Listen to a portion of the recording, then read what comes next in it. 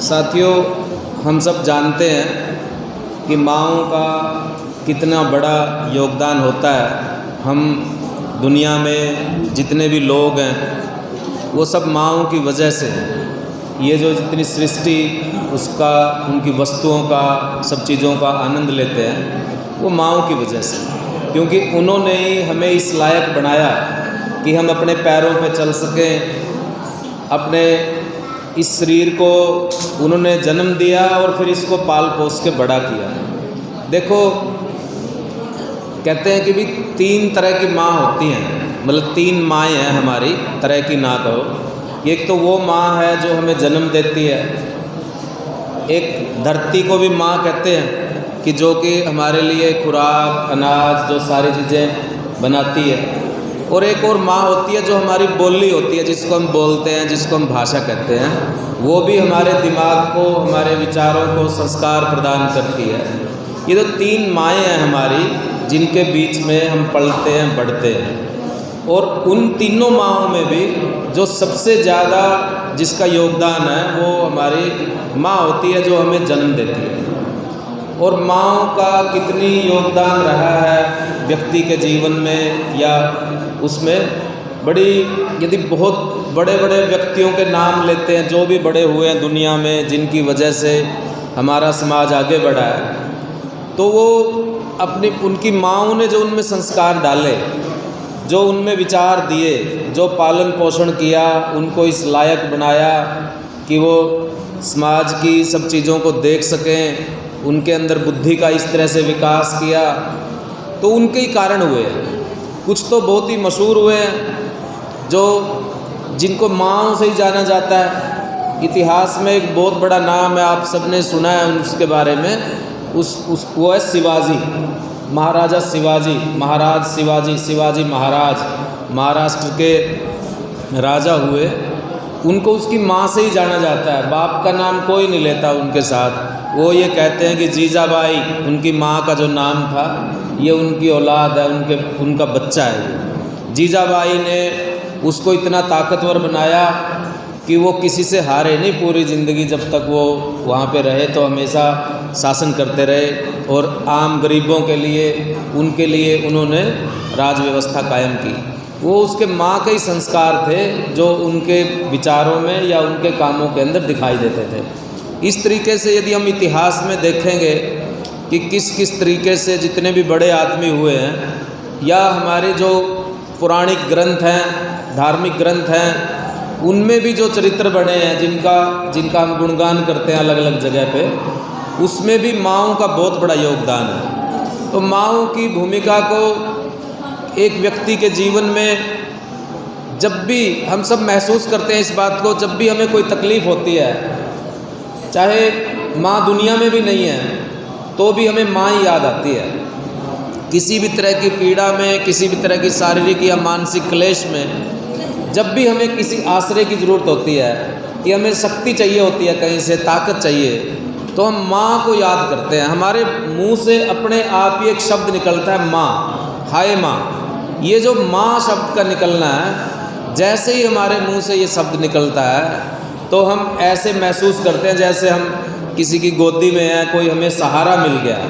तो माँ का इतना महत्व है, इतना कि जब भी संकट के अंदर, और माँ को एक त्याग की मूर्ति कहा जाता है। वो इसीलिए कहा जाता है कि वो अपना पेट काट के, अपने सुखों को त्याग के, अपने बच्चों के लिए, अपनी औलाद के लिए, वो अपनी औलाद क्या है कि वो इस पूरे राष्ट्र की ही औलाद है, इस पूरे राष्ट्र की, पूरे समाज की ही वो पालन पोषण करती है। इस तरीके से माएँ जो है हमारे जीवन में, हमारे समाज में, उनके योगदान की कोई, जितना भी उसके बारे में कहो वो सब कम है।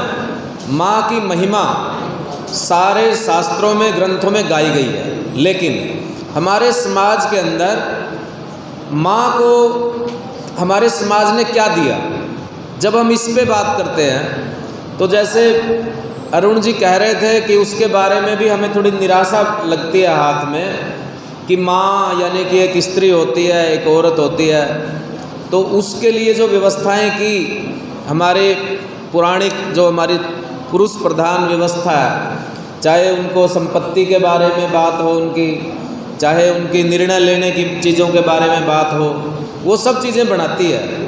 लेकिन वो सब चीज़ें उसके हाथ में कितनी होती हैं, उसका नियंत्रण कितना होता है, ये हमारे समाज में उसको इतनी ज़्यादा इजाज़त इस बात की नहीं मिली। ये भी एक दुख का विषय है हमारे लिए, जिसको आने वाले समय में हमें इस सम्मान को जो जिससे हम बने हैं उसके लिए हम क्या करते हैं। क्योंकि जो भी चीज़ हमें आगे बढ़ाती है, यदि हम उसको आगे नहीं बढ़ाते, उस संबंध को आगे नहीं बढ़ाते, तो फिर वो धीरे धीरे धीरे धीरे इस रूप में भी हमें माँ का जो महत्व है और जो हम उसके बारे में जो देते हैं उसको सोचने की ज़रूरत है। कुछ ऐसी बात भी है जो थोड़ी सी कड़वी भी लगेगी, लेकिन मेरे को लगता है कि कहनी चाहिए माँ के दिवस के तौर पे, कि जो हमारी माएँ हैं उनका भी वो बहुत अच्छा काम करती हैं, बच्चों को पढ़ाती हैं, त्याग करती हैं, अपने बच्चों के भविष्य के बारे में बहुत अच्छे काम करती हैं वो।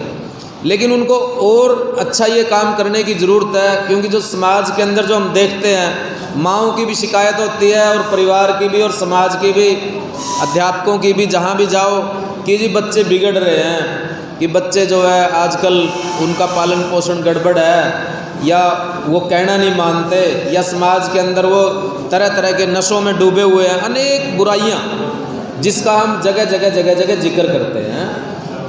उस चीज़ के बारे में भी कि कहीं ना कहीं माँ जो पालन पोषण करती है, कि हमारे पालन पोषण में क्या कमी है, कौन सी चीज़ हम बच्चों को दे नहीं पाए, जिसकी वजह से हमारी संतानें वो इस तरह से शिकार हो जाती हैं अलग अलग चीज़ों का।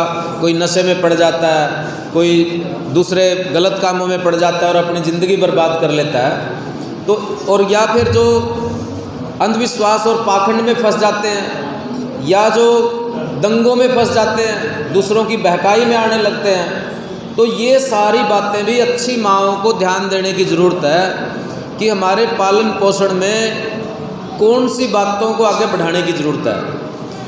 अब जैसे जो बातें चलती हैं कि लड़का और लड़की के बारे में ये भेदभाव भी अपने घरों में होता है। बेशक इसको चाहे पितृसत्ता जिसको हम बोलते हैं, पुरुष प्रधानता, लड़के को ज़्यादा महत्व दिया जाता है, लेकिन उसमें माँओं को इस बात को सोचने की ज़रूरत है कि ये जो पुराने टाइम से चली आ रही बात है कि लड़कियों को हम कम महत्व देते हैं, चाहे खाने में, चाहे उनकी पढ़ाई में, किसी भी तरीके की चीज़ में उनको सबसे पीछे देंगे, बचा खुचा देंगे, या बाद में देंगे कि इसको बाद में देखेंगे यदि कुछ भी होगा। तो इस चीज़ को माँओं को इस बात को तोड़ने की ज़रूरत है कि हम ना तो भेदभाव करेंगे घरों में अपने बच्चों के बारे में, चाहे लड़का हो चाहे लड़की हो, और उनको एक अच्छे संस्कार देंगे। अच्छे संस्कारों का क्या मतलब है? अच्छे संस्कारों का ये मतलब है, जो अरुण जी कह रहे थे कि जो हमारे संविधान में जो मूल्य दिए गए, हमारे संविधान में जो बताया कि हम सबको बराबर की नज़र से देखना सिखाएंगे बच्चों को।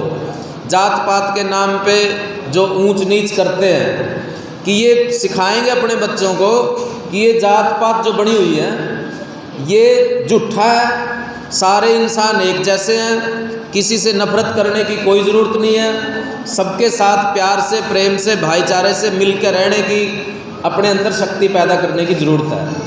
तो ये जो ऊंच नीच का जो भेदभाव है, या लड़का लड़की के अंदर जो फ़र्क है, या जो लड़कियों के बारे में जो बच्चे ऐसी उल जुलूल बातें सोचते हैं, उस चीज़ की बात है। तो हर चीज़ के बारे में अपने बच्चों को ये बातें सिखाने की ज़रूरत है कि जिन रूढ़ियों के अंदर, जिस अंधविश्वास के अंदर हमारा समाज फंसा हुआ है, कि हमारे बच्चे बुद्धिमान बने। जब हम ये कहते हैं बुद्धिमान बने, तो बुद्धिमान बनने का क्या मतलब है कि वो अपनी बुद्धि से सोचें, ना तो किसी के बहकावे में आकर के, या किसी की बातों में आकर के, या किसी पुरानी कोई चली आ रही प्रथा और परंपरा इसकी वजह से कि वो उसको मान के ना चले, बल्कि अपनी बुद्धि पे सोचे कि कौन सी बात तो हमारे समाज के लिए सही है और कौन सी बात हमारे समाज के लिए वैसे ही चल रही है, बस परंपरागत तौर पे आ रही है और हम उसको मानने जा रहे हैं। ये बातें माँओं को सिखाने की ज़रूरत है आज के दिन, कि जो समाज के अंदर जिस तरह की नफ़रत, जिस तरह की घृणा, जिस तरह की ऊंच नीच, जिस तरह का भेदभाव, जैसा पक्षपात ये फैला हुआ है, क्योंकि माँओं का बच्चों के ऊपर सबसे ज़्यादा असर होता है। माँ की कही हुई बात बच्चों के दिमाग पे बिल्कुल ऐसे छप जाती है पूरे तरीके से। तो माँओं को इस बात की जिम्मेदारी लेने की ज़रूरत है। क्यों? क्योंकि यदि ऊंच नीच खत्म होती है समाज से, तो ये जो आदमी और औरतों के बीच में ऊंच नीच बनी हुई है वो भी खत्म होएगी। जो ये यदि कोई अंधविश्वास और पाखंड में, प्रपंच में जो हमारी आधी कमाई उसी में चली जाती है, हमारी बुद्धि का प्रयोग ही नहीं होता, तो यदि घर में हमारे इस तरह का माहौल बनता है कि एक दूसरे की सलाह से, एक दूसरे के भाईचारे से, एक दूसरे के मशवरे के साथ करके बातें चलती हैं परिवार में, बच्चों को ये सिखाएंगे, तो हमारे परिवारों के अंदर भी सलाह मशवरे, आपसी फूट नहीं पैदा होगी। क्योंकि ये जो फूट और आपसी नफरत, घृणा, द्वेष होता है, ये जो समाज में होता है तो परिवारों में भी आ जाता है। क्योंकि परिवार की में सबसे ज़्यादा बच्चे माँओं के पास रहते हैं। इसलिए एक अच्छी माँ, जिसके बारे में ये बोला जाता था कि अपने बच्चों को पाल पोस के बड़ा करे, ताकतवर बनाए, शक्तिशाली बनाए, बिल्कुल सही बात है। लेकिन आज के दिन एक अच्छी माँ का ये भी कर्तव्य है कि वो अपने बच्चों को उनके दिमाग से शक्तिशाली भी बनाए, बुद्धिमान बनाए, और उनको तर्क के ऊपर, उनको सोचने का, उनके अंदर ये शक्ति डाले। ये एक माँ की ज़रूरत है। कि माँ का कर्तव्य बनता है। माँ बहुत अच्छी है, माँ के योगदान तो बहुत ज़्यादा है, लेकिन माँओं से जो अपेक्षाएं हम करते हैं आज के दिन कि पूरे समाज को बदलने का, अच्छा समाज बनाने का, माँ सबसे ज़्यादा अच्छे तरीके से ये काम कर सकती हैं।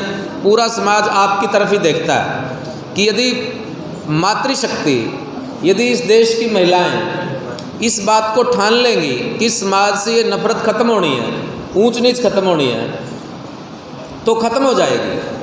क्योंकि वो अपने बच्चों के संपर्क में सबसे ज़्यादा वो रहते हैं। अब ये बार बार ये बात आती है कि समाज के अंदर चाहे छेड़छाड़ की घटनाओं को लेकर के है, चाहे सुरक्षा को लेकर के है, या किसी भी तरह की जो समाज में बुराइयां, कुप्रथाएं, इस तरह की सब चीज़ें हैं, उन सब चीज़ों को दूर करने का क्या तरीका है? एक तो कानून है और है, बहुत सारी बातें हैं, लेकिन एक सबसे अच्छा तरीका ये है कि हम अपने समाज के अंदर अपने बच्चों को, अपने परिवार के अंदर शिक्षित करें। सिर्फ किताबी ज्ञान नहीं, बल्कि जो मानवता का ज्ञान है कि हमें अपने समाज के अंदर किस तरह से एक अच्छा नागरिक कैसे बनना है। एक अच्छा नागरिक यदि होगा कोई, तो वो अच्छा बेटा भी होगा, तो वो एक अच्छा बाप भी होगा, तो वो अच्छा भाई भी बनेगा।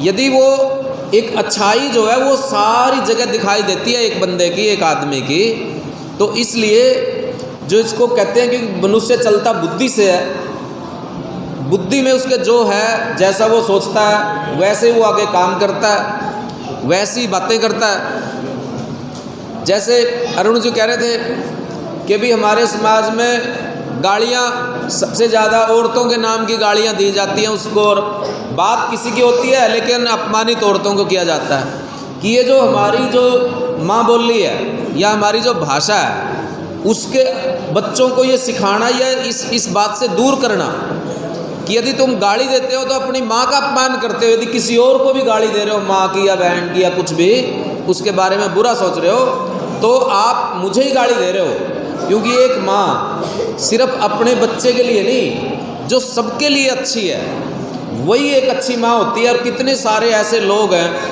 महात्मा बुद्ध का नाम आपने सबने सुना है, सब जानते हो महात्मा बुद्ध के बारे में। उनकी जो अपनी माँ थी वो तो 5 दिन के बाद ही उनकी मृत्यु हो गई थी। किसी और ने पाला उनको, जो जिसने जन्म नहीं दिया था उसने पाला।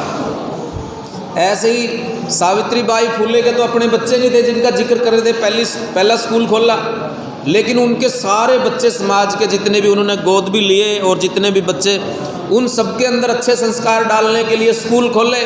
और वो अपने समाज से लड़ बैठी इस बात के लिए कि आप हमारी पीढ़ियों को कैसे अनपढ़ और अज्ञान रखना चाहते हो।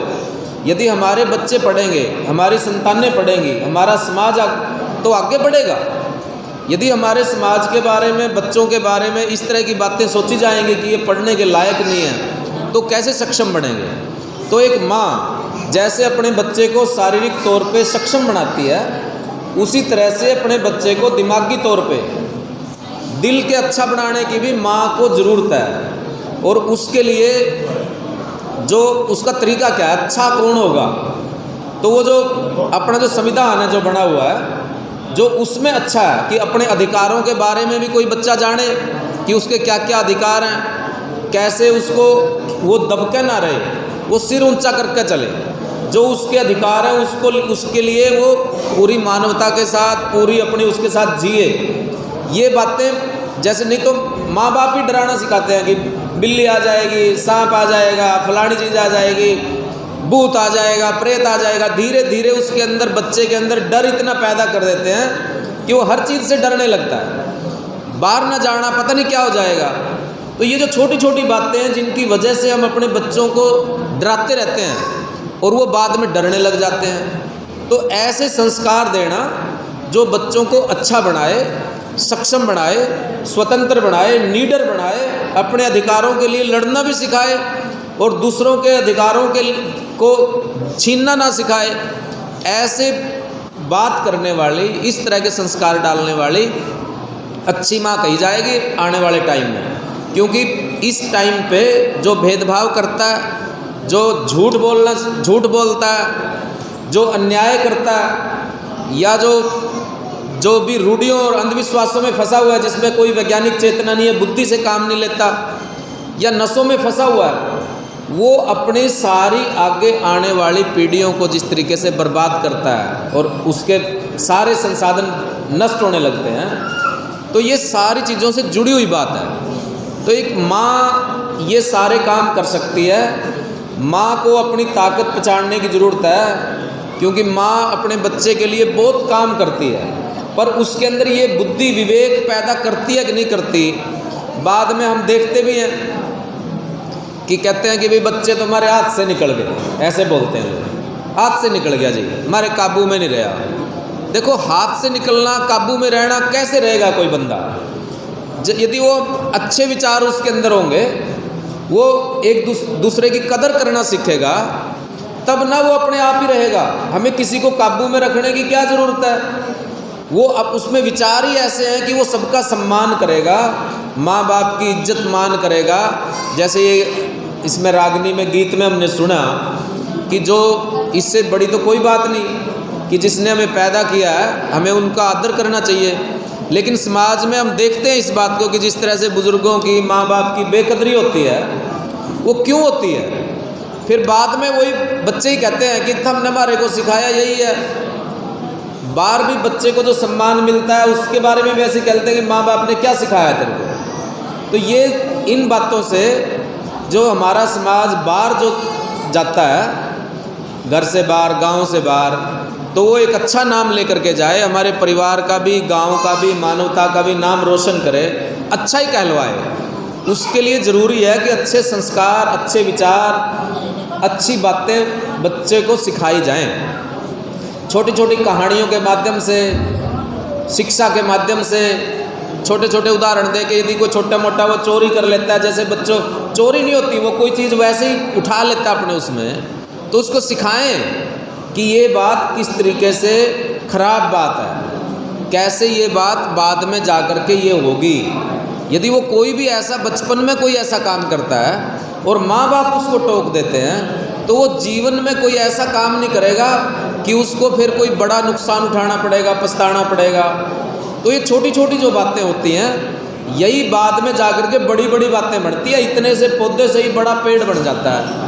तो वो अपराध का भी बन सकता है, वो अच्छाई का भी बन सकता है, वो पढ़ाई का भी बन सकता है। तो इन सारी जो छोटी बातें हैं, जो देखने में छोटी लगती हैं, उसके बीज वहीं से डल जाते हैं आदमी के व्यक्तित्व में, आदमी के विचारों में, आदमी के व्यवहार में। तो यदि माँ इस बात को सोच लें कि हमने, देखो ज़्यादातर माएँ, उनके पास ना काम बहुत होता है कि वो सुबह उठती हैं और रात को सबसे लेट सोती हैं। वो अपने बच्चों को, अपने परिवार की जो पालन पोषण है, जो उसकी भौतिक ज़रूरतें हैं, रोटी कपड़ा मकान की ज़रूरतें हैं, उन्हीं में अपना ज़्यादातर समय उनका लगता है, बहुत समय लगता है।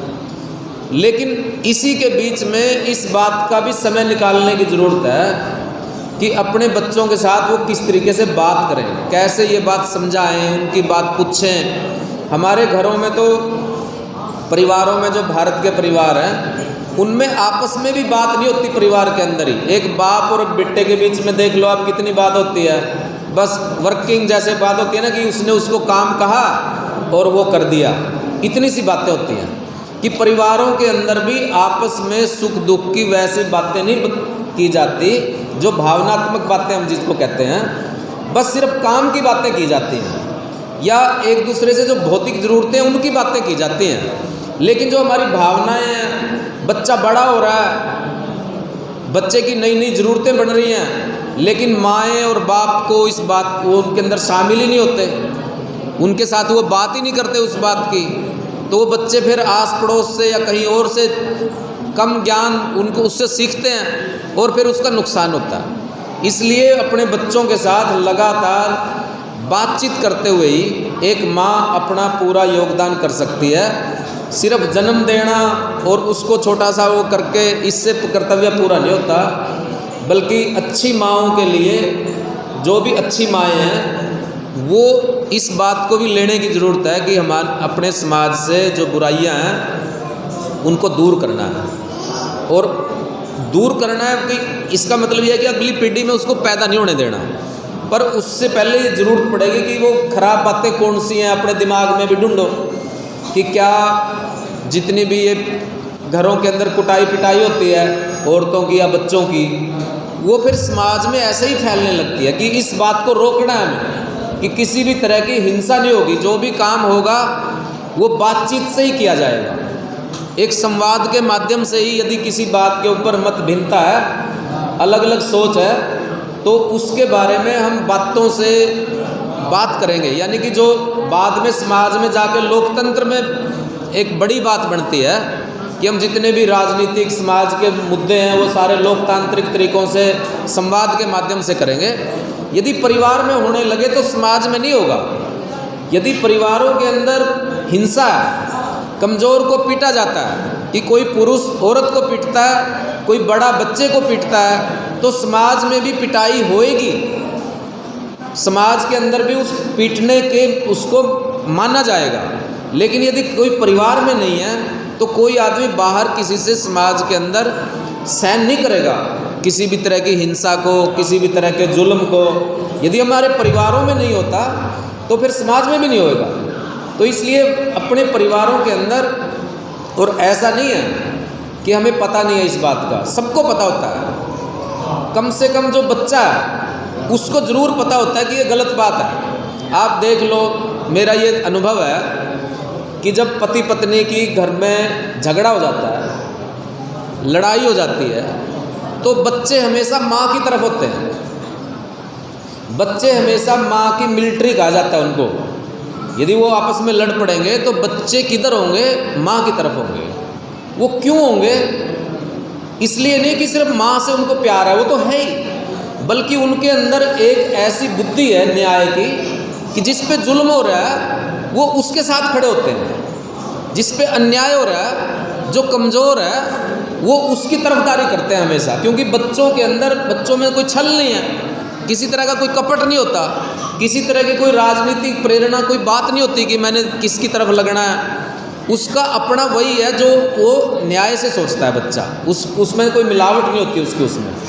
तो इससे हम अंदाज़ा लगा सकते हैं कि बच्चों के माध्यम से भी सीख सकते हैं हम कि बच्चा ये जो है कौन सी बात सही है, कौन सी गलत है। बच्चा हमेशा गलत बात के ऊपर सवाल पूछेगा कि मैंने ये क्यों नहीं करना, मैं ये क्यों ना करूं। फिर वो करता है, हम रोकते हैं उसको। ये जो रोकना है, यदि बच्चा हमारे से उसके बारे में कुछ पूछना चाहता है, कुछ बात करना चाहता है, तो हमें बात करने की ज़रूरत है। सिर्फ ये कहने से बात नहीं बनेगी कि बाप दादे करते आए इसीलिए हमें ये भी करना है। नहीं, बाप दादे करते आए, बाप दादों का टाइम था, उन्होंने अपने टाइम पे किया।